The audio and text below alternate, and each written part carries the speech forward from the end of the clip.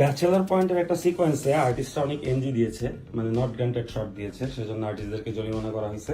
Bachelor পয়েন্টের সেটে একটি খারাপ শটের জন্য এবার কাবিলা শিমুলদের জরিমানা করা হলো। দর্শক মহলে ব্যাপক সাড়া ফেলেছে পরিচালক কাজল আরফিন অমির পরিচালিত ধারাবাহিক নাটক bachelor point. Bachelor point season 5-এ অভিনয় করেছেন মারজুক রাসেল, চাষি আলম, জিয়াউল হক পলাশ, আব্দুল্লাহ রানা, মনিরা মিঠু, শিমুল শর্মা, সাইদুর রহমান পাভেল, লামিমা লাম, ফারিয়া শাহরিন সহ আরও অনেকেই।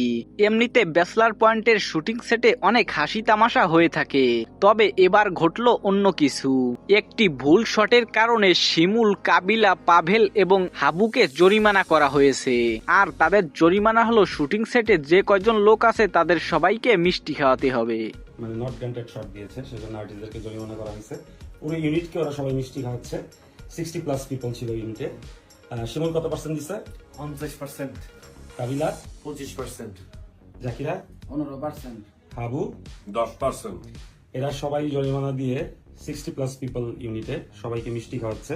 আমাদের পাশা ভাইকে কোনো জরিমানা করা হয় নাই, কারণ পাশা ভাই ওকে শট দিয়েছে।